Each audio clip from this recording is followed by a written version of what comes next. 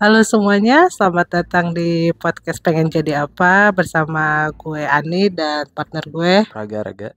Seperti biasa di podcast kali ini kita bakal kedatangan tamu dan kita akan ngobrol, digging, menggali mengenai profesinya apa. Jadi kita bisa memberikan inspirasi kepada kalian sehingga kalian tahu pengen jadi apa ke depannya. Dan tamu kita hari ini adalah nama panjangnya Laura Sonya Vidi gue gak pernah tahu. Ariesta, panggilannya Sonya. Halo semuanya. Halo. Suara kalian melan. Kenapa? Nggak kayak waktu tadi ngobrol. Ini gede kok kalau masuk ya. Oke, panggilannya Onya. Ya, gimana Onya? Apa kabar? Kabar baik Ani. Dia lagi liburan di sini ya. Onya ini profesinya apa? Itu kebalik atas bawahnya. Ya, jadi gimana? Enggak apa-apa, santai aja. Oh, kita lagi mencoba format baru jadi ada. Jadi trial and error. Ini jadi percobaan. Enggak apa-apa ya. Oke, Onya ini profesinya sebagai apoteker. Iya. Apoteker. Tukang apotek ya? Tukang obat ya. Tukang obat. Ya, kalau kata orang tuh apoteker itu ya tukang obat. Tapi sebenarnya nggak cuma tukang obat. Apa tuh apoteker tuh? Banyak banget. Jadi kalau untuk apoteker sendiri sebenarnya itu ada 4 sektor bidang pekerjaan. Yang pertama iya betul. Jadi yang pertama di pelayanan. Jadi kalau misalnya kita menemukan di pelayanan itu ada di rumah sakit, di puskesmas, di klinik gitu ya, dan di apotek. Kemudian yang kedua itu ada di distributor. Nah, distributor itu baik di PBF, baik di distributor importir kayak gitu ya. Kemudian yang ketiga di pemerintahan. Di pemerintahan itu bisa di Kemenkes, bisa di BPOM gitu ya, bisa juga di Dinas Kesehatan gitu. Nah, kemudian yang satu lagi ini ada di bagian industri. Ya, nah di industri ini di manufacture-nya gitu ya. Nah, bikin obat berarti? Iya. Oke. Untuk pabrik obat ya gitu. Lab. Ada labnya lah ya. Ada juga pasti. Karena kan ada quality control ya.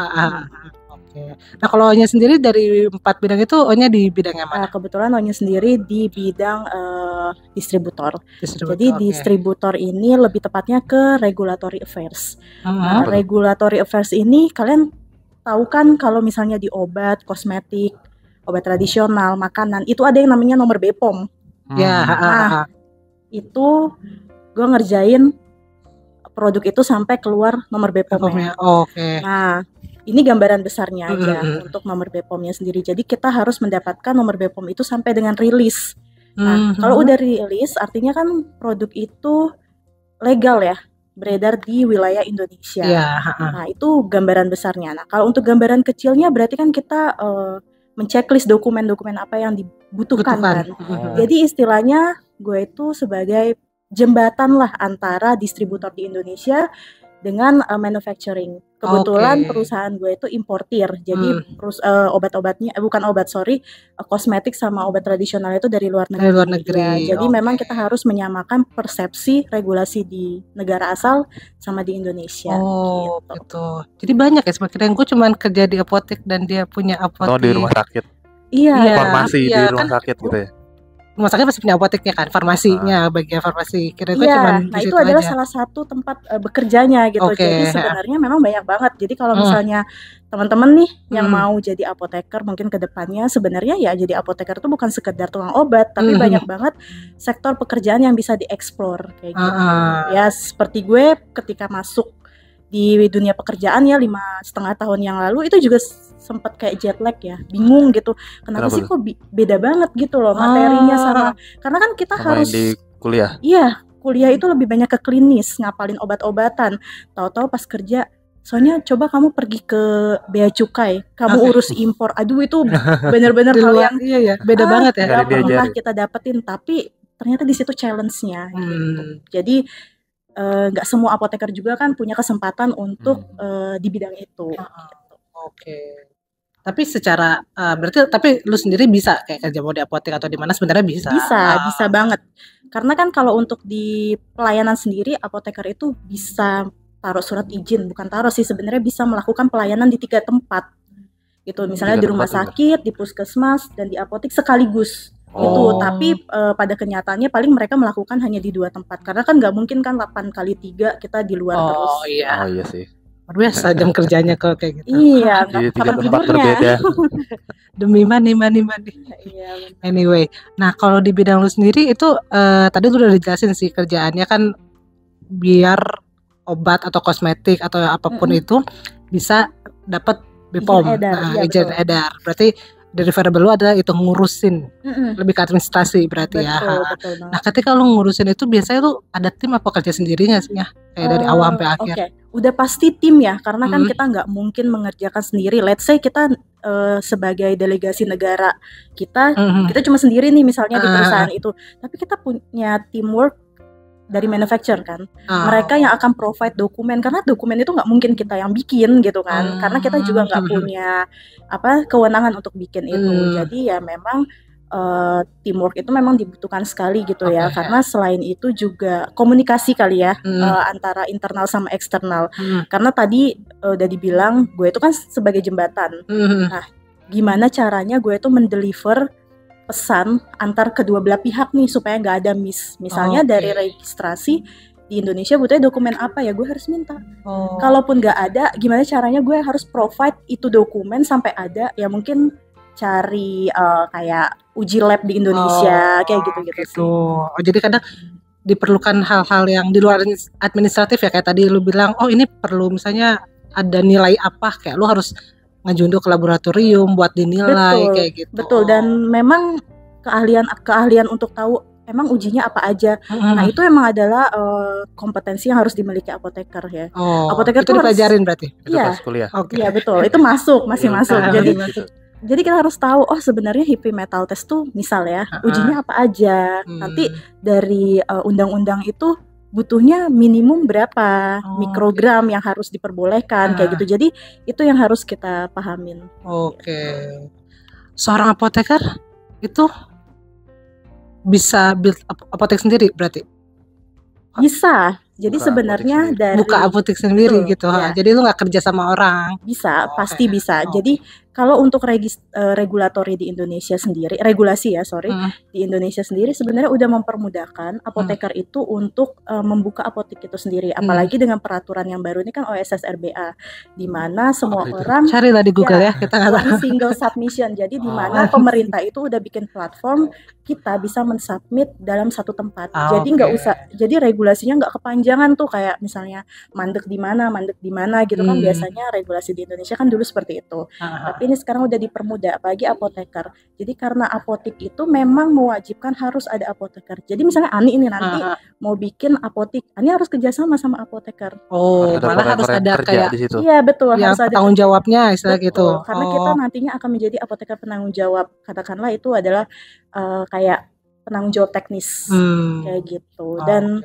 tapi walaupun apotek itu sudah pasti ada apoteker penanggung jawab, nggak semua apoteker mau punya apotek gitu. Karena ya Oke. balik lagi ke passion masing-masing kan. Iya. Tadi kan banyak banget juga Nah, industrinya lu bilang ya. Betul. Nggak harus jadi. Kalau punya apotek tuh ke pelayanan berarti. Iya, ke pelayanan. Nah, ini random question, tadi kita di awal ngomong tukang obat. Toko obat sama apotek itu sama? Beda. Nah, ini miss-nya ya di awam tuh kadang suka, oh ya udah toko obat sama apotek sama aja. Enggak, sebenarnya dalam prakteknya juga pun itu berbeda banget. Kalau toko obat tuh bukan apotek ya? Beda. bukan, Iya. bukan. Jadi Ternyata kalau- sama kan? Iya. Ya, jadi Karena karena mau beli Panadol sama. ya, nah kita bisa lihat kalau Panadol itu kan golongan obatnya obat bebas. Iya. Di warung Bisa. pun ada. Iya, benar, bisa di warung, bisa di toko obat gitu. Iya. Karena toko obat itu penanggung jawabnya hanya TTK. TTK itu kayak tenaga teknis kefarmasian. Sedang Itu dia bukan lulusan farmasi. itu lulusan S1 farmasi atau D3 farmasi. Tapi bukan tetap punya apoteker. ilmunya. Bukan, Nanti karena kita bahas tuh Oke. masalah-masalah Ini balik farmasi lagi. ya, tapi gak bisa langsung jadi apoteker gitu Iya. kan. Oh Jadi, gitu. betul. Oke, baru tahu, Kak. Jadi ini kita balik dulu ke si apotek ya. Apotek. Kalau apotek ini dia butuh apoteker sama tenaga teknis kefarmasian. Nah, Oh, apotek ini luar. bisa menerima resep dari dokter. Oh iya iya. Ya, iya. kalau toko obat itu nggak bisa. Jadi kalau misalnya abang nih ternyata beli obat resep, ada resep nih beli obatnya di toko obat, ternyata dapat, itu harus curiga sebenarnya ini obat asli apa enggak ya? Karena resep dokter itu kebanyakan kan kombinasi. Iya, Ada iya. obat bebasnya, ada obat kerasnya, ada obat bebas terbatas gitu ya. Jadi kalau misalnya dapat semua, ya curiga. Kenapa kok bisa mereka jual? Udah pasti keasliannya nggak terjamin. Lu patut curiga ya. Iya, patut curiga karena pedagang besar farmasi, which is distributor itu nggak akan pernah memberikan obat-obat selain obat bebas ke toko obat. Itu nggak boleh, iya. karena harus ada apoteker penanggung jawab. Oh, itu. Betul. Jadi Kalau obat bebas tuh yang tadi kita bilang di warung ada ya, Iya. kayak Iya. Padadol gitu-gitu. iya kayak Yang gitu. warna hijau bulat-bulatnya itu ya. Iya, Ada jadi banyak. gimana kita tahu kalau itu obat bebas sama obat? Karena sebenarnya kan di kemasannya itu udah ada ya. Jadi ada logo gitu kan. Kalau yang obat bebas itu logonya hijau, terus pinggirannya hitam kayak gitu. Nah, itu nanti googling aja deh, itu banyak iya. banget. Nah, sekarang penasaran sama yang tadi akademisnya, ya kan? Gue sendiri kan lihat kalau lu kan S1 farmasi, tapi ada apoteker juga, itu sekolah juga kan? Iya, betul. Bukan cuman kayak sertifikasi atau apa gitu. Bukan. Nah, untuk jadi seorang apoteker itu tadi gimana sih? Apakah cukup dengan si farmasi S1 farmasi aja atau yang tadi lu butuh apoteker juga, si yang Untuk dapat mengelabelkan gelar lu itu. Menjadi apoteker, apoteker ya. Jadi untuk menjadi apoteker itu sudah pasti harus S1 farmasi. S1 Oke, farmasi, betul. nggak bisa S1 kimia, biologi, itu nggak bisa. Oke, harus Harus farmasi. S1 farmasi, kemudian setelahnya melanjutkan pendidikan profesi 1 tahun. Oke. Nah, dalam profesi itu banyak banget, ada materinya 6 bulan, kemudian kita ada kayak PKL, gitu, namanya PKPA. Itu bisa di industri, di pemerintahan, kayak gitu ya, di pelayanan. Nah, nanti setelah 1 tahun belajar, itu ada sertifikasi kompetensi, jadi ada uji kompetensinya. Nah, itu kalau pas yang di apoteker kan, berarti Iya, yang profesi kan? betul, setelah belajar 1 tahun, Setelah lu jadi S1 farmasi ya? setelah S1 dan setelah profesi apoteker. Oke. Ada ujinya lagi. Ada Jadi ada ujiannya ujian lagi yang menyatakan kita itu berkompetensi di Indonesia ini. Gitu. Oke, berarti kasarnya 2 kali ya? 2 kali sekolahnya ya. ya, S1 farmasi sama apoteker.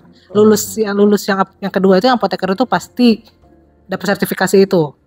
Harus lulus dulu Harus kompetensinya. dulu. Kalau Iya misalnya dong, nggak lulus ya. Karena memang fenomena di Indonesia ini ternyata banyak yang udah sekolah profesi ternyata nggak lulus uji kompetensi, itu masih ada. Oh, bisa ya? Kirain gua Terus ulang lagi. Ya sekolah harus lagi? Enggak sekolahnya, uji tapi kompetensi ujinya. aja? Ujinya kan Ujinya. tiap 6 bulan diselenggarakan oleh negara kan. Oh, gitu. Gitu. Jadi dia nggak harus ngulang sih ya, kesian juga. Memang harus kalau- serius. Terus gue kepo dehnya, farmasi atau ya in general aja kayak sekolah farmasi itu bener-bener cuman apa sih, lu ngebahas obat, bener-bener kayak bahan-bahan obat, terus ngebikin obat yang baik, yang buruk tuh kayak gimana atau kayak gimana sih Iya. sekolah in general? In general ya, banyak sebenarnya yang dipelajari itu ya, mulai dari administrasi tadi gitu kan, terus distribusi obatnya, kemudian ingredientsnya. Bahkan dulu waktu gua zaman S1 itu ya kita kayak ada uji simplisia nih. Simplisia itu tanaman yang udah dikeringin. Hah? Itu kayak kan kalau tanaman daun udah kering tuh kan bentuknya sama aja gitu ya. Iya. Tapi kita harus tahu itu tuh apa.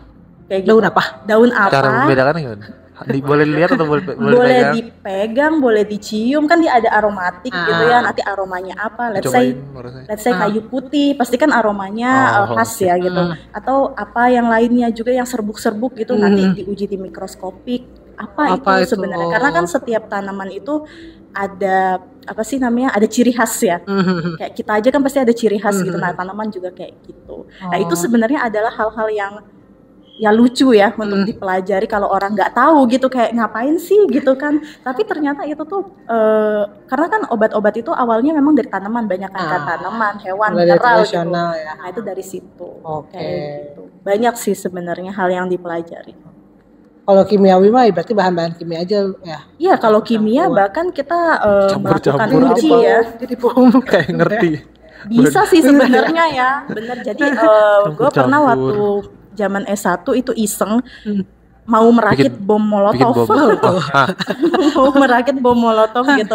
Ya, tapi Ngapain buat sih? iseng-iseng Iseng, aja. Mau tahu ya the power of kimiawi itu kayak Iya, gimana betul. gitu. Oh iya. Isengnya bikin bom molotov tuh. Lu disangkat ya, lu ngapain? disangkat. Enggak lah, enggak. Iseng aja waktu itu. I see. Belajar. Betul. Lu gak? Dia kan habis gak pertanyaan gua? Iya. Gue punya pertanyaan. Nggak boleh nanya ke. Kalau Tadi lu udah sekolah S1 terus ada uji kompetensi. Iya. Pas lu ngelamar kerja dites lagi atau enggak? Kalau nggak sih? misalnya lu mau jadi PNS pasti tes ya. General Jangan itu jadi kan. PNS. Iya, general. Tapi kan PNS itu juga ada tes generalnya, ada tes yang kompetensi kan. Oh. Nah, biasanya yang untuk uji-uji itu yang ada tesnya itu di rumah sakit. Kalau Kalau di rumah sakit, rumah di sakit. klinis itu biasanya mereka akan kayak tanya cara baca resep bener apa enggak, kayak gitu kan. ada ujian, ada ujian Baca tulisan dokter. cara baca tulisan dokter. Gak ada sih ujian itu karena Gimana cara lu bisa baca itu? Iya, jadi sebenarnya tuh peraturan sekarang itu kan udah ada e-resep ya. E-resep itu jadi semuanya udah komputerisasi, digital, dan itu akan cetak lah ya. Iya, dan itu akan mempermudahkan sebenarnya kayak gitu kan. Tetapi kan kadang ada aja in case dokter yang mungkin udah sepuh gitu kan, mereka males. Ya udah, kerjaan kita gitu. Ya konfirmasi lah ya. Maksudnya ini tulisannya apa?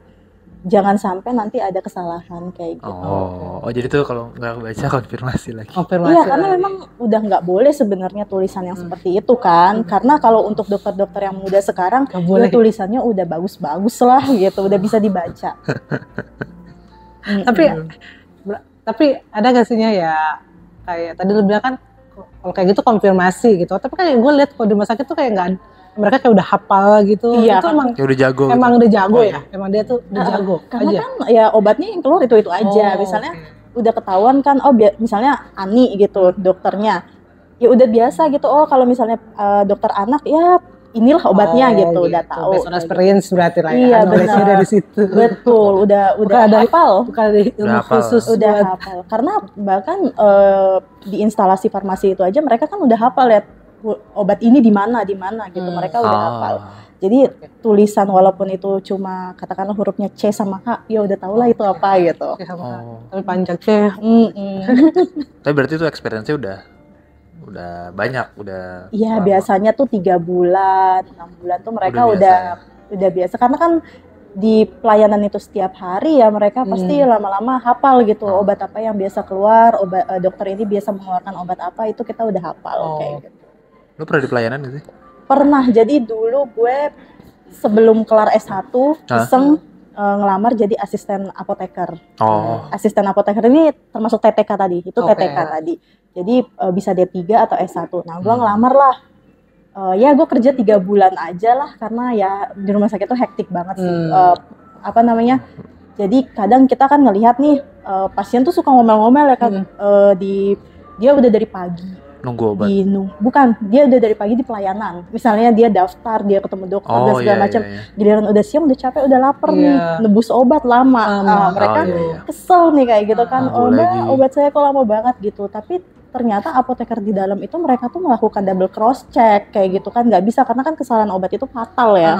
Jadi memang kita juga sebagai pasien nih ya, gue mengingatkan nih untuk teman-teman nih ya, bersabar gitu. Daripada salah ya. Cross check tuh apa? Iya, jadi dicek lagi. Jadi misalnya ada satu apoteker yang ngambil obat semua, dibungkus segala macam di etiket. Nanti ada satu orang yang akan ngecek lagi bener nggak sih udah sesuai sama obat itu, dan bener nggak sih ini pasiennya kayak gitu.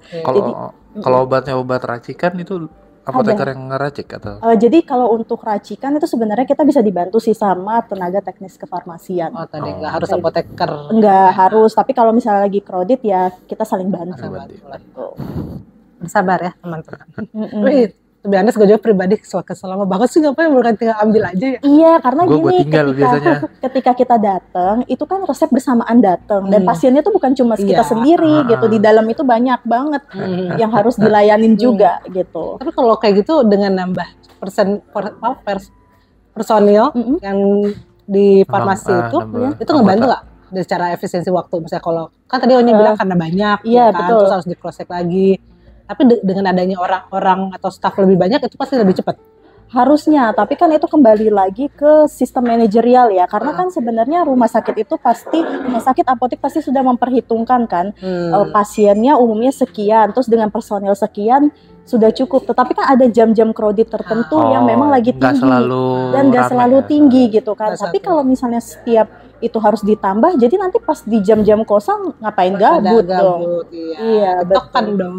Iya, jadi sebenarnya memang ada jam-jam tertentu Oke. yang memang tinggi. Betul. Make sense sih. Mm. Jadi jangan komplain mulu ya nih para pasien. Sabar. Lebih baik ditinggal aja dulu kemana. Iya, makan. Makan dulu iya, gitu ya. Kan nggak bakal diambil gitu ke rumah sakit ya. Iya, betul.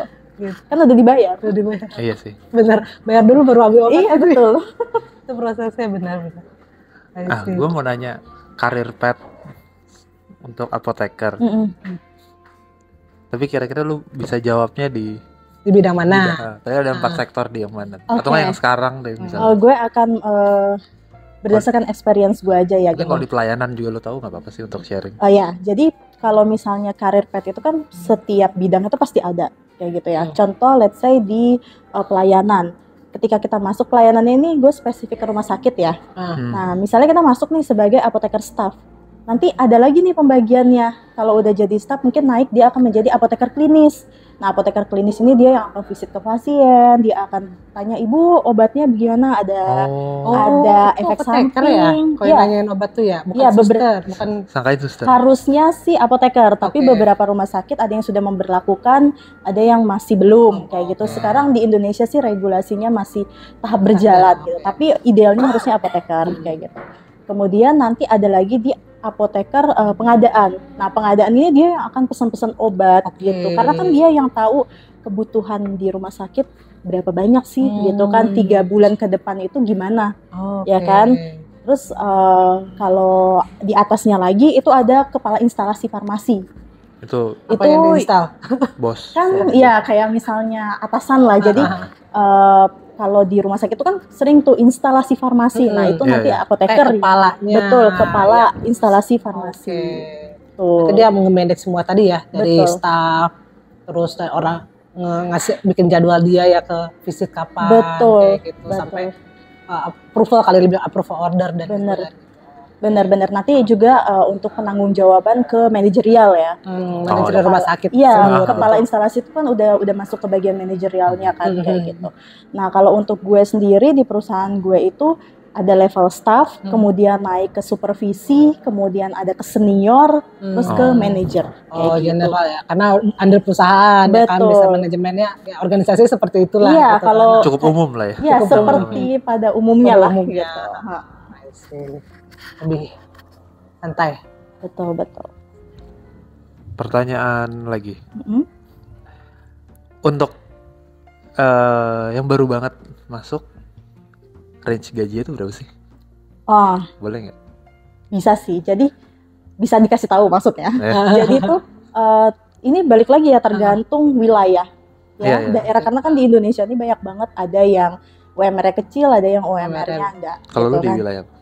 Kalau gue sendiri gue akan bicarakan di wilayah Jakarta ya. Oke. Nah, kalau untuk rumah sakit itu mungkin kasarnya di sekarang ya, tahun-tahun sekarang itu di 5 sampai 7. Itu pun Di kalau atas misal UMR berarti. ya pasti ya, mostly itu di atas UMR sih. Oh gitu. Biasanya. Gitu ya, maksudnya iya. Iya, biasanya. Terus Bagus.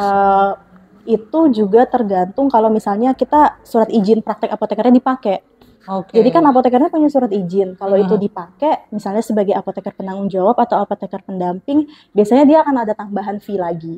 kayak kayak gitu. Mahal. Ini ya. Ya surat allowance, izin, ya. ya surat izin prakteknya dipakai gitu kan. Harga kata itu. Iya, ada rate harga gitu ceritanya.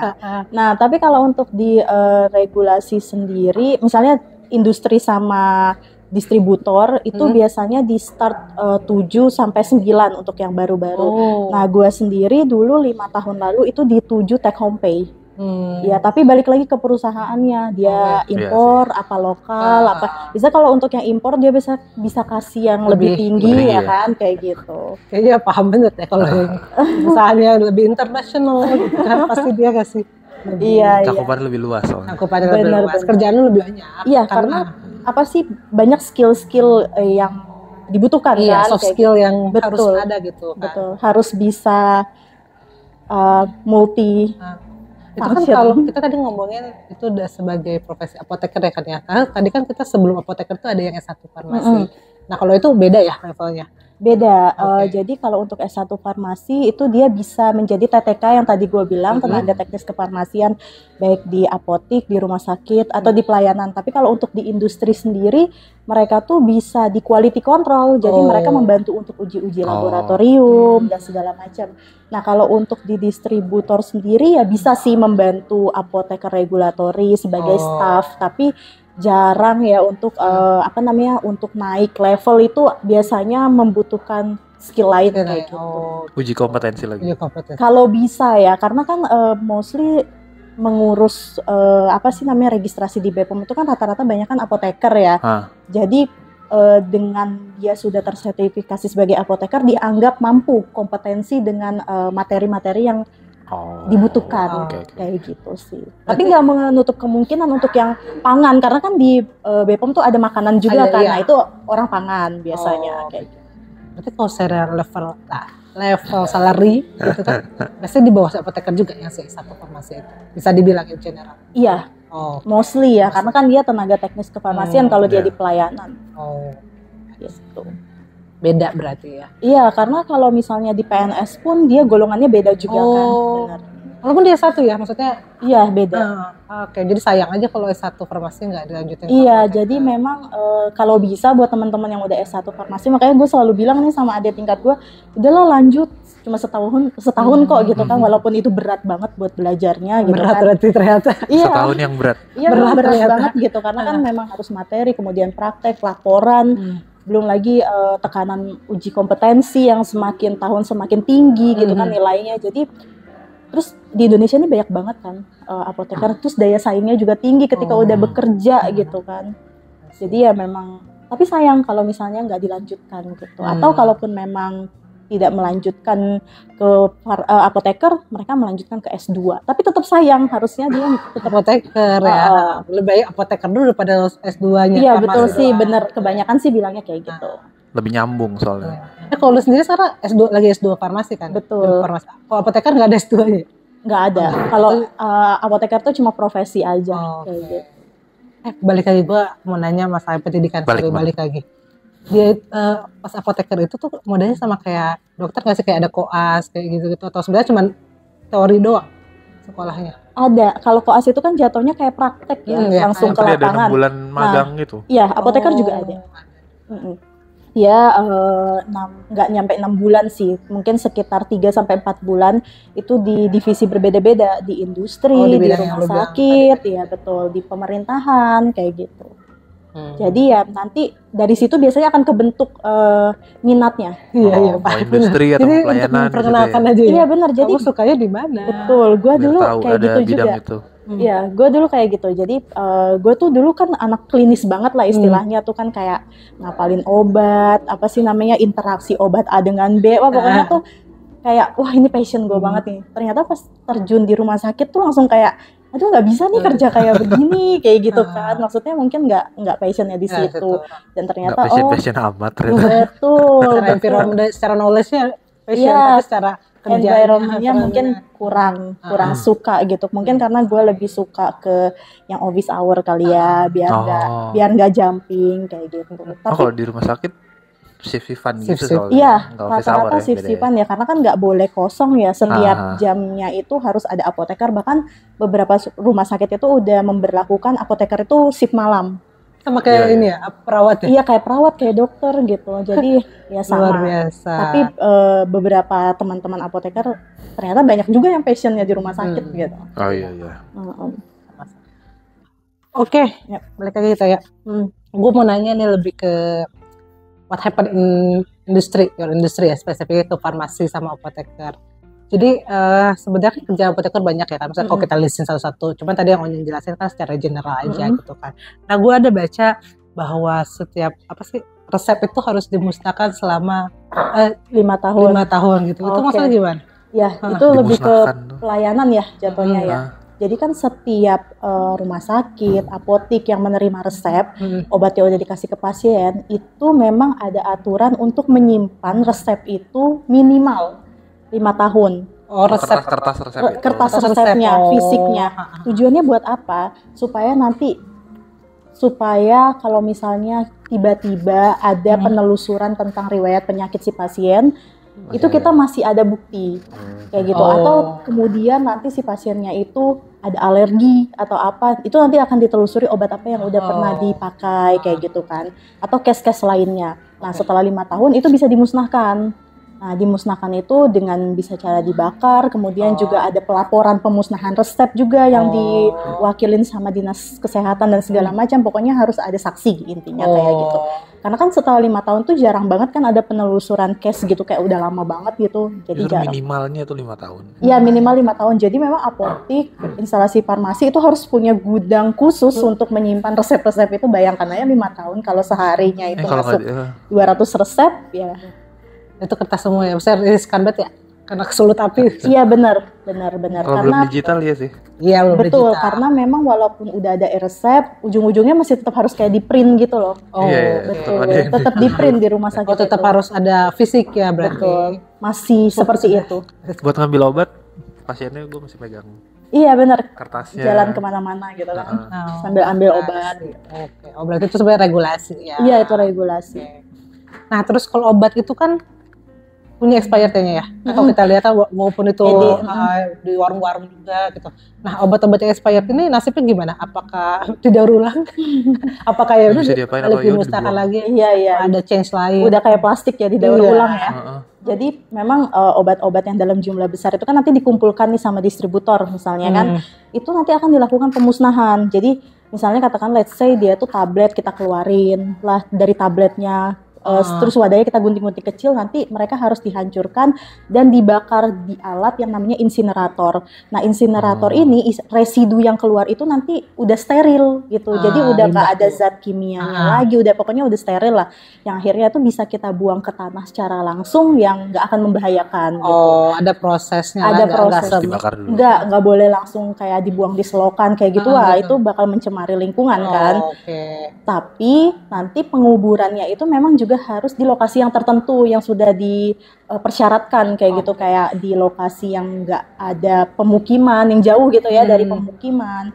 Kemudian juga nanti akan ada pelaporan, ada saksi kayak gitu. Jadi memang nggak asal buang aja kayak gitu. Ada prosedur tadi. Betul, Nah, tetap harus ada tapi prosedur. kalau kayak kita, karena kita mungkin dikit ya kayak di rumah ya kan, misalnya beli obat terus kita kesimpannya Oh iya, ini udah lama nih. Ya udah, udah buang aja itu tempat buang sampah. aja ke tempat sampah tuh oke. Ya itu biasanya nggak apa-apa, tapi lebih baik dikeluarkan isinya, dibuang terpisah kayak gitu. Tapi karena dia jumlahnya sedikit, nah itu sedikit lah Nggak terlalu kemungkinan banyak. akan mencemari. Mencemarinya bisa kayak gimana ya? Kalau dalam skala yang besar? Ke air. Kemarin kan ada kasus yang paracetamol ditemukan di perairan Jakarta Utara. Iya. Nah itu nanti akhirnya akan ditelusuri nih pabrik mana yang buang residu. Limbahnya. Iya. Kok bisa ada apa sih molekul si paracetamol di air laut itu gitu. Berarti itu ikan-ikan di situ obat. Iya. Nanti dia Nggak demam. apa sih namanya? Resistensi gitu ya sama obat. Oke. Enggak bercanda. Siapa tahu bisa. Sama ini terkait kan gue yakin lah anak Ini semuanya farmasi. udah. Iya. Nggak apa-apa. Oh ya. Kan anak farmasi pasti belajar mengenai obat ya kan. Iya. Pasti obat itu kan kita terkena. Gue juga alhamdulillah gue anak IPA jadi gue sempet tahu. Alhamdulillah. Ada zat-zat narkotika, ada psikotropika. Iya, Psikotropika. Apa? Psikotropika. Kayaknya nggak usah disebut ya. Iya, Itulah. psikotropika. Itu. Nah, salah satu job desk mungkin atau kerjaannya apoteker kan pasti saya pasti tahu kan itu suatu obat tuh ada zat itu apa enggak. Dan misalnya contoh misalnya kalian menemukan obat yang mengandung itu, tapi udah beredar kayak ada BPOM-nya. Berarti itu secara harfiah itu boleh dikonsumsi sama kita. Iya, itu legal karena sudah ada nomor BPOM-nya. Jadi narkotika sama psikotropika itu ada golongannya. Kalau narkotika itu ada golongan 1 sampai 3, psikotropika ada golongan 1 sampai 4. Oke. Nah, untuk golongan 1 biasanya itu untuk digunakan untuk penelitian aja. Itu nggak bisa diedarkan dikonsumsi manusia, itu nggak bisa. Nah, golongan 3 dan 4 itu bisa dikonsumsi manusia tapi dengan resep dokter. Jadi kita nggak mungkin dapat obat itu tanpa resep dokter. Nah, pasien-pasien yang dapat juga itu ada kondisi tertentu yang membutuhkan obat tersebut. Misalnya mereka anxiety yang berlebihan, kemudian akhirnya dikasih obat penenang supaya mereka bisa tidur. Tapi kan itu dengan dosis yang sesuai, dan itu nggak masalah. Tapi kalau misalnya ditemukan orang tanpa resep, dia dapat obat itu, ya itu udah pasti ilegal. Oke, itulah ya. Nggak boleh. Makanya misalnya kalau misalnya orang dicek terus ada kandungan, gitu kayak di darahnya atau di mananya, pasti dilihat dia pernah minum obat apa kayak gitu ya. Betul. Jadi biasanya itu hasil metabolit dari obat tersebut kayak gitu. Ternyata pas dicek, ada narkotika atau psikotropika nih di urinnya kayak gitu ya. Kita lihat riwayat dia. Mungkin dia memang dikasih resep obat penenang gitu kan. Mungkin mereka punya anxiety yang berlebihan, jadi ada obat depresi kayak gitu kan. Itu pasti bisa ditelusuri sebenarnya gitu. Jadi bukan serta-merta ini mereka make nih ya, belum tentu kayak gitu. Walaupun belum tentu ya. Enggak. Make dalam artian berbeda. Iya, betul. Karena kebutuhan buat mereka. Dan mereka legal mendapatkan itu gitu kan. Iya, dari resep dokter kan. Jadi intinya ya selama itu beredar dari resep dokter sesuai dengan itu nggak masalah. Iya, karena dokter juga pasti meresepkan obat-obat yang memang boleh diresepkan gitu. Nggak mungkin dia meresepkan obat yang nggak boleh diresepkan gitu kan. Karena yang nggak ada juga, nggak ada nomor BPOM-nya kan. Iya sih. Ya, let's say kayak obat batuk nih. Contoh salah satu obat batuk yang butuh narkotika gitu kan, kodein gitu kan misalnya, karena dia memang butuh obat itu, harus ditekan batuknya supaya keluar kayak gitu. Ya memang ada gitu. Nanti ketika mereka diuji tahu-tahu di urinnya ada narkotika, ya dilihat dulu dia habis minum obat apa gitu. Soalnya penggunaan narkoba atau itu tuh bukan jenisnya tapi ke tujuannya. Obat warung lo hajar 20 dengan tujuan itu juga bisa, itu penyalahgunaan. Benar. Jadi kan makanya minumlah sesuai anjuran dokter gitu kan. Dokter ya, bukan anjuran siapapun itu ya. Betul. Sebenarnya kita bisa melakukan swamedikasi. Nah, swamedikasi itu melakukan pengobatan sendiri. Let's say kayak kita sakit kepala ringan biasa, ya udah beli aja obat di paracetamol di apotek. Nah, itu nggak apa-apa gitu, karena kan itu obat bebas kayak begitu. Lebih ke situ sih sebenarnya. Swamedikasi ya. Itu menyehatkan diri sendiri, obatin diri sendiri kan. Kalau cuma pusing yang biasa kita minum obat kan ya tidak harus ke dokter kan, kecuali sakit kepalanya udah parah banget nih, pusing sampai pingsan-pingsan gitu. Nah, itu wajib deh datang ke dokter. Itu lu SMA lu farmasi kan, bener ya? Farmasi. Iya. Jadi lu dari SMA emang udah berniat atau dari kecil bahkan lu pengen udah tahu? Kan dia suka obat-obatan ini sebenarnya. Ya karena mungkin karena gue sakit gitu ya, enggak bercanda. Ingin menyembuhkan orang dengan obat. Gue nanya, sakit apa emang ya? Enggak. Mungkin karena sering sakit, enggak bercanda. Jadi gue juga sebenarnya dulu kan gue dipindahin tuh sama nyokap gue ke Palembang kan. Tadi katanya mau sekolah di SMA lah gitu ya, di salah satu SMA standar lah ya. Iya. Terus nggak tahu kenapa tiba-tiba gue dimasukin ke SMK farmasi gitu loh. Jadi kayak ya kata tante gue, jadi kata tante gue ini bagus gitu. Jadi gue nurut aja gitu loh, kayak boleh deh, bagus. Ya udah ikut aja gitu, namanya juga yang penting gue disekolahin gitu ya. Kan di Palembang waktu itu ya? Iya, di Palembang. 3 tahun. Jadi bukan di Palembang juga? Dia kan saudara gue, sepupu gue dia. Iya. Tapi dia waktu itu SD ya nih ya. SD di Palembang. Ani SD, gue SMA. SMA 3 tahun. Iya. Terus udah tamat dari SMK farmasi itu kayak yang ya udahlah, kayak udah kebentuk aja gitu ya. Iya gitu, kayak gue tuh mau daftar. Lanjut. Daftar juga ya udah farmasi aja lagi. kayak gitu. Kayak udah terkotakkan gitu mindsetnya. Walaupun beberapa teman-teman gue ada yang lintas jurusan kayak gitu, tapi nggak banyak. Dan mostly mereka rata-rata ya melanjutkan ke D3 atau ke S1 farmasi kayak gitu. Nah, kalau gue kebetulan balik ke Jakarta, ya udah gue ambil. Berarti itu tuh bukan karena lu pengen masuk sekolah farmasi dulu ya? Enggak, karena gue 6 bulan pertama semester kelas 1 itu kayak nilai gue tuh ranking 50 berapa gitu dari 60 siswa. Jadi sampai nyokap gue tuh kayak soalnya mau pindah aja gitu kayak gitu. Jangan dipaksakan. Iya, ya udah tunggu tahun depan gitu. Tapi gue mikir lagi, ampun kasihan banget nyokap gue kalau gue pindah terus kayak biaya lagi gitu. Dan sekolah SMK farmasi itu kan gak murah waktu itu tuh. Iya. Jadi termasuk mahal. Jadi ya udahlah gitu, gue jalanin gitu. Ya. Iya, ternyata ya gue bisa gitu.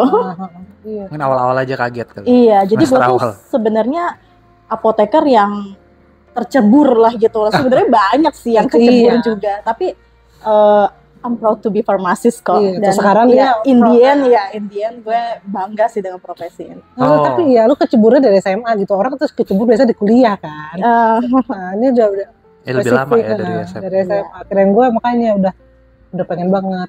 Terus sekarang proud ini pekerjaan ini berarti lu enjoy banget. Iya, gue merasa bangga lah ada di posisi ini. Jadi gini, walaupun kita tuh banyak bekerja itu di balik layar gitu ya, tetapi kita harus menghargai profesi kita sendiri gitu. Karena memang mungkin regulasi di Indonesia masih belum sempurna seperti regulasi di luar negeri. Tapi makin hari makin sekarang kayak profesi apoteker, ikatan apoteker Indonesia itu tuh membuat regulasi yang istilahnya tuh membuat nyaman lah apoteker di Indonesia semakin hari. Perbaikan terus. Betul. Improvisasi ya. Benar. Profesinya stressful nggak sih? Tadi lu cerita soal di rumah sakit hektik banget. Iya, kalau untuk di rumah sakit ya pasti ada jam-jam yang hektik gitu ya. Tadi yang pasien lagi rame gitu. Tapi kalau untuk gue sendiri ya stresnya itu ya kalau misalnya deadline ya, submission dokumen, in general. Tapi kalau misalnya pas lagi enjoy ya santai kayak nggak ada kerjaan juga pernah. Seperti pekerjaan lain. Pada umumnya yang lain. Ada juga. Maksudnya sih kalau teman-teman gue bilang kayak di distributor, aduh gabut. Mereka misalnya dari rumah sakit yang kalau di rumah sakit itu kan seharian tuh pasti sibuk ya.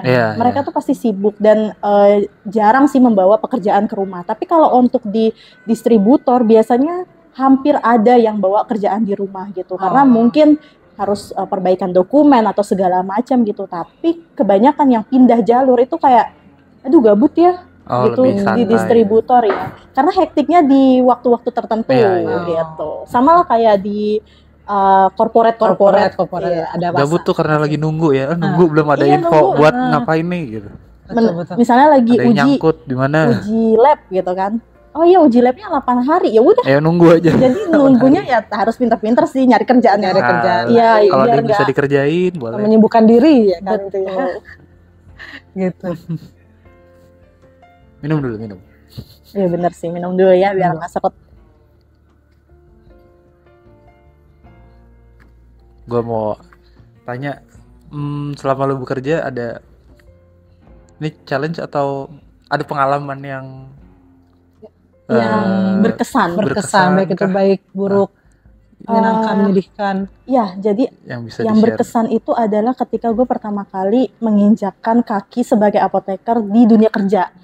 Itu pertama kali banget berarti. Iya, jadi gue tiba-tiba yang tadi gue bilang, gue disuruh ke Bea Cukai, gue nggak tahu. Jadi hari itu bos gue. Hari pertama banget itu? Enggak sih, jadi udah seminggu tiba-tiba dia bilang. Tapi waktu itu tuh gue tuh emang kayak benar-benar anak lepas gitu, dilepas lah pokoknya.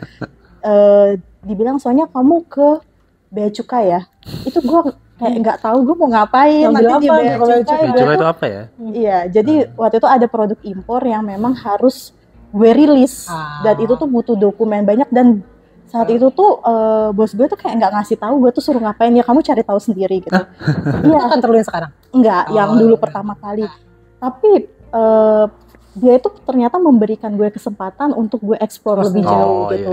Dan akhirnya gue belajar tentang kepabeanan, tentang importir yang which is nggak semua apoteker punya kesempatan untuk di bidang itu.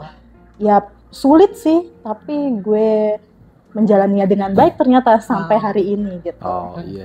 Waktu itu ekspektasi lu kerja ngapain ya? Pas yang pertama kali lu jadi apoteker itu?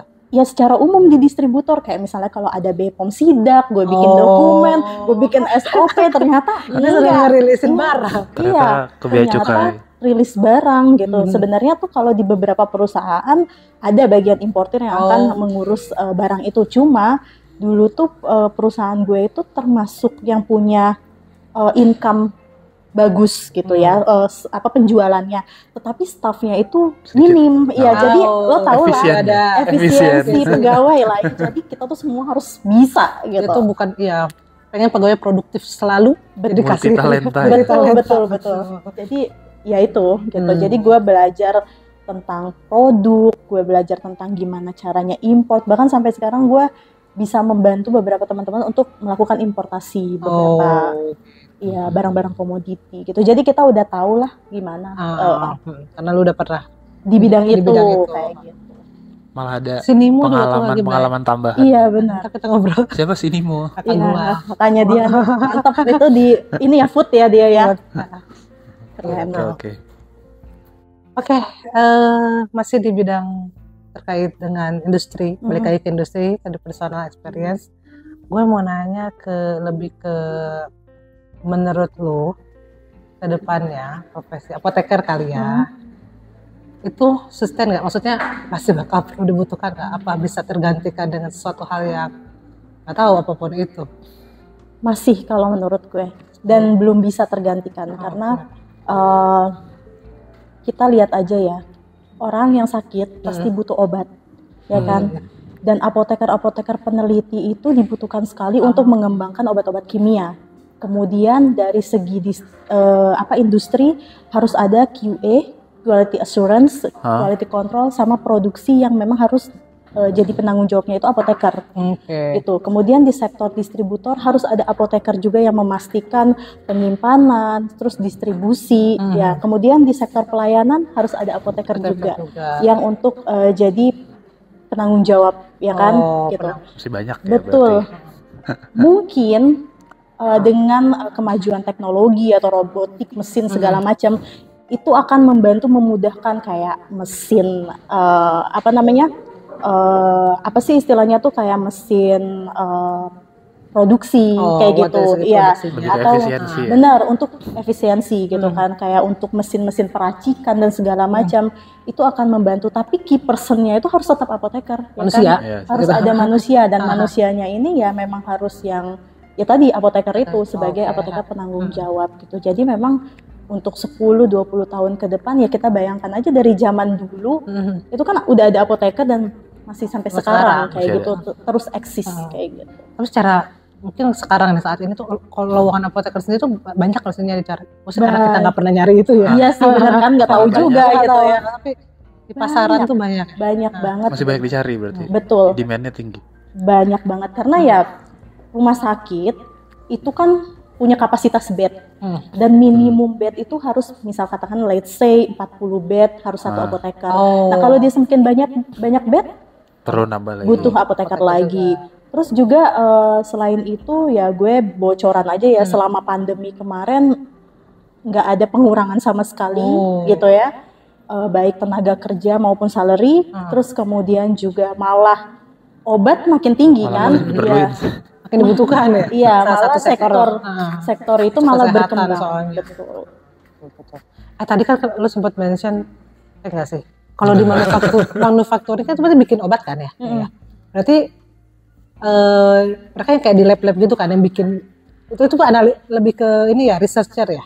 Iya, bisa gitu. Jadi kalau misalnya researcher itu kalau obat yang kita minum biasa bentuk obat gitu ya, itu sebenarnya kan udah ada formulasi patennya ya, yang kalau udah masa patennya habis itu kita bisa produksi sama persis, paling juga ingredients kayak misalnya bahan bakunya aja yang di switching atau ya kan dibedakan. Tetapi kalau misalnya kayak kosmetik itu kan berkembang macam-macam ya, dan itu biasanya ada developnya sih, ada researchernya. Itu dari apoteker tadi, apa cukup farmasi, orang farmasi doang? Mostly apoteker kalau untuk di bidang ya kosmetik, obat tradisional itu dibutuhkan apoteker. Oke, gue mau nanya, tadi kita sempat ngobrolin sekilas sih yang apa komunitas ya, Ikatan Apoteker Indonesia. Betul. Itu kan apa ya, komunitas terbesar apoteker Indonesia kan. Itu perannya apa sih ya? Iya, jadi ini tuh komunitas yang legal ya. Mungkin legal, ada yang nggak legal dong? Ya mungkin yang resmi, ofisial dari negara juga mengakui gitu. Jadi sebenarnya ini adalah wadah untuk menaungi kita untuk baik hak maupun kewajiban gitu ya. Jadi mereka itu sebenarnya sebagai payung hukum kita juga kayak gitu. Jadi setiap apoteker yang sudah tersertifikasi itu pasti masuk keanggotaan sebagai Ikatan Apoteker Indonesia. Itu secara ini ya, pastilah ya. Betul. Nggak harus daftar-daftar lagi? Enggak. Otomatis. Memang sudah terregistrasi aja gitu dari universitas, benar langsung didaftarkan. Oh ini sekian mahasiswa, kemudian didapatkan nomor keanggotaan kayak gitu. Nah tadi udah gue mention juga bahwa terkait peraturan apoteker, regulasi apa segala macam. Nah itu mereka juga yang akan membantu gitu. Makanya terciptalah kayak undang-undang tentang profesi apoteker gitu, dan akhirnya tuh pekerjaan kita itu jelas gitu apa dan tidak tumpang tindih dengan profesi lain yang tadi kan udah dibilang yang seperti tanyakan dengan perawat mungkin dengan sejawat lain kayak gitu. Jadi akhirnya tuh jelas gitu. Ada payung hukumnya. Nah, berarti kan biasanya kalau ikatan-ikatan atau kayak komunitas-komunitas itu kan mereka punya apa ya namanya kayak lisensi atau kayak punya sertifikasi lah yang diterbitkan mereka. Kalau si IAI ini itu tadi sertifikasi apoteker aja. Iya, jadi itu tadi ketika kita selesai kuliah profesi itu kan ada uji kompetensi. Nah, itu kan approval nilainya memang dari mereka nanti. Mereka yang akan mereka yang punya standar kayak gitu. Nanti kita nih setelah bekerja 5 tahun itu juga akan ada resertifikasi. Nah, kayak gue nih kemarin April baru resertifikasi setelah 5 tahun gue bekerja. Jadi sertifikasi itu harus diperbarui setiap 5 tahun karena kan ilmu itu berkembang terus. Nah, IAI juga itu mewadahi kayak seminar-seminar online secara gratis supaya kita tuh upgrading gitu. Karena apoteker ini harus mengumpulkan 150 SKP dalam 5 tahun. SKP adalah ya satuan kredit kayak gitu. Pembelajaran. Ya, satuan kredit pembelajaran. Jadi selalu belajar gitu ya. Iya, jadi 1 tahun minimal 30 gitu, 30 SKP gitu. Jadi ikut seminar. Nah, itu terbagi ya. Jadi ada yang dari pembelajaran, ada yang praktek. Jadi kalau yang praktek itu kita bisa mencantumkan surat izin kita tuh. Nanti dihitung berapa SKP kayak gitu. Tapi SKP-nya itu berarti didapatkan tuh bukan di tempat lu kerja? Bisa. Itu bisa. Nanti mendapatkan dari surat izin kita. Kan misalnya kita sebagai apoteker penanggung jawab ada surat izinnya ya kita cantumkan. Itu nambah berapa SKP? Iya gitu. Betul. Mungkin let's say dari 30 SKP per tahun itu cuma 10. Nanti sisanya dari pembelajaran. Dari pengabdian juga ada. Pengabdian tuh macam-macam. Kita ikut terjun ke lapangan, kita donor darah juga bisa dihitung sebagai SKP kayak gitu. Itu tadi si ikatan itu yang punya standar semua. Mereka yang menaungi. Betul. Jadi peran dia cukup besar ya. Iya, jadi semua apoteker larinya ke sana. Gitu. Baik untuk hak dan kewajiban itu semua ada payung hukumnya gitu. Ada organisasi yang membantu kayak gitu. Kalau lu nggak memenuhi SKP itu gimana? Harus terpenuhi. Nanti kalau nggak terpenuhi lo nggak akan bisa sertifikasi ulang gitu. Nanti let's say kita kurang nih misalnya dari 150 gue kurang 25 ya kita bilang cari dulu. Enggak, kita declare ke bagian IAI, ini saya bisa melakukan apa lagi nih gitu. Nanti mereka pasti helpful kok gitu. 25 Mbak, kurang. Ya udah ikut ini seminar ini gitu. Jadi mereka juga punya solusi ya. Iya. Jadi kan nggak mau dong udah 5 tahun nggak ada resertifikasi kan nggak pengen juga kayak gitu. Iya. Berarti tuh sampai nanti lu merasa lu cukup untuk pensiun lu bakal sertifikasi terus? Sampai kayaknya ada terakhir itu apoteker 70 tahun nih tinggalnya di daerah BSD sini. Itu masih resertifikasi. Selama mereka masih mumpuni, ingatannya itu juga masih bagus kayak gitu. Tapi itu ada ini nggak sih kayak misalnya kan setiap 5 tahun nih. Cuman misalnya lu kan udah kedua kan berarti. Saya ketiga lu misalnya nggak sempet atau nggak, pokoknya misalnya lagi ada nggak sempet, terus baru bisa tahun ke-6. Tahun ke-6 atau harus nunggu 10 tahun gitu? Oh enggak, bisa, tetap bisa walaupun kita telat. Nggak harus nunggu tahun ke-10 nggak harus nunggu tahun 5? Enggak. Yang jelas intinya setelah 5 tahun kan masanya berlakunya habis. Kalau kita bekerja dan izinnya dipraktek, berarti artinya izinnya sudah habis dan kalau kita masih praktek, artinya kan kita ilegal. Tapi kalau misalnya setelah itu kita mau reapply lagi tetap masih bisa. Masih bisa. Karena memang ada beberapa perusahaan, let's say kayak gue nih regulatory affairs gitu, itu nggak butuh SIPA sebenarnya. Jadi gue kan kerjanya tidak sebagai apoteker penanggung jawab. Jadi katakanlah nggak perpanjang juga sebenarnya nggak apa-apa. Tapi karena gue tetap mau sebagai apoteker, jadi gue punya kewajiban untuk memperpanjang, gitu. Walaupun itu tidak dipakai kayak gitu. Biar terkualifikasi aja gitu, kan? Kalau lo nggak perpanjang, lo tetap tergabung di anggota komunitas itu. Gimana? Sorry. Kalau lo nggak perpanjang itu? Kalau kita tidak perpanjang ya kita bukan apoteker berarti. Berarti lo bukan bagian dari komunitas. Keluar dari komunitas itu. Dikatakan keluar berarti tidak keluar secara harfiah ya. Iya tidak aktif, lebih ke tidak aktif. Jadi pasti biasanya nanti disuruh aktifkan kembali. Gitu. Dan keluarnya lah. Iya karena sekarang ternyata 4 tahun terakhir itu tuh ya alhamdulillahnya udah dikumpulkan secara online gitu loh. Jadi udah ada platformnya, jadi kita bisa ngelihat. Kalau dulu tuh kan karena cuma per cabang daerah aja gitu ya, jadi memang datanya tidak terkumpul secara nasional. Nah sekarang tuh IAI udah punya sistem sendiri, udah ada aplikasinya, jadi mereka juga mungkin bisa men-track dan bisa lebih mudah jatuhnya kayak gitu. Iya sih. Bisa lihat juga, mereka juga bisa encourage, oh ini udah mau habis nih gitu. Iya, kita juga bisa follow up lebih cepat kayak gitu. Iya. Terbantu dengan teknologi. Iya, betul sekali. Semoga kedepannya makin baik. Pasti dong harus. Tugas teknologi itu ya. Tugas teknologi. Membantu bidang-bidang lainnya. Iya betul sekali. Oke, kita udah mau nyampe ke bagian-bagian terakhir. Gak kerasa ya? Gak kerasa. Ada saran atau tips nggak buat teman-teman yang berminat untuk menjadi seorang apoteker? Iya, jadi sebenarnya banyak stigma yang kurang baik gitu ya tentang apoteker. Mungkin mereka berpikir kayak kerjanya cuma tukang obat, gajinya nggak terlalu ini. Tapi sebenarnya udah sebut. Iya, tapi kan beberapa tempat kan berbeda. Dan di Jakarta juga ada tempat-tempat tertentu yang bisa gitu. Mungkin gue adalah salah satu yang beruntung gitu ya. Nah, kita tuh harus tetap mengupgrade skill ya, karena pertama bahasa Inggris sudah pasti dibutuhkan gitu ya. Oh, justru bahasa Inggris ya? Iya, karena ya zaman sekarang kayak gitu kan, apalagi kerja di import, ya gimana kita mau komunikasi sama manufacturer kalau misalnya kita nggak tahu bahasa basic Inggris gitu kan. Terus yang kedua, lakukan dengan hati aja gitu. Maksudnya hati berarti diam aja, karena hati kan yang melakukan gitu. Enggak, jadi tolong jangan menyesatkan seperti itu.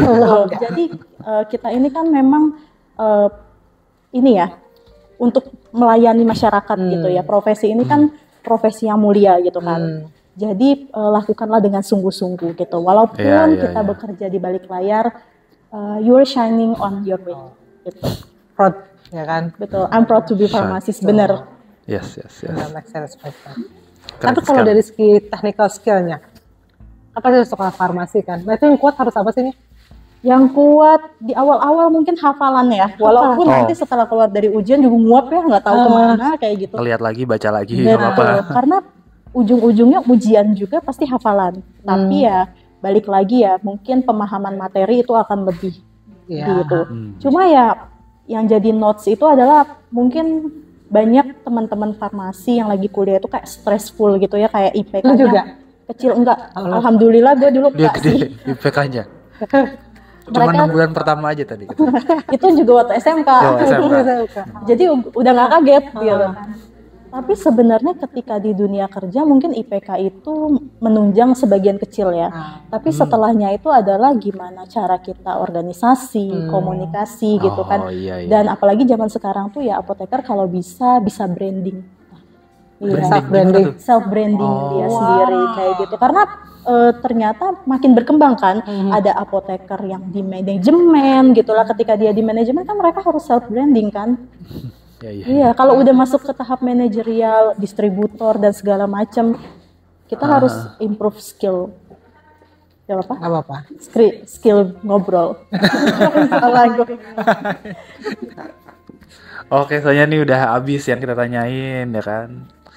Terus thank you banget udah sharing banyak soal apoteker. Ternyata banyak yang kita nggak tahu tadi kan. Kita nggak tahu, banyak banget. Taunya cuma tadi apa di bidang pelayanan. Tukang obat ya. Hanya di rumah sakit. Ternyata ada sektor-sektor lain yang bisa dibahas. Ya, banyak banget sektor tempat bidang bekerja apoteker yang bisa diekspor asal kita mau aja. Iya. Thank you juga buat teman-teman yang udah dengerin ya podcast dengan format baru kita. Semoga lebih berkesan. Amin. Amin. Oke, dan kalau ada saran atau request silakan kirim ke email kita aja, dan kalau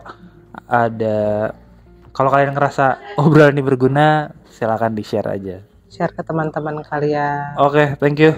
Thank you Sonya. Sampai jumpa. Udah mulai repotin.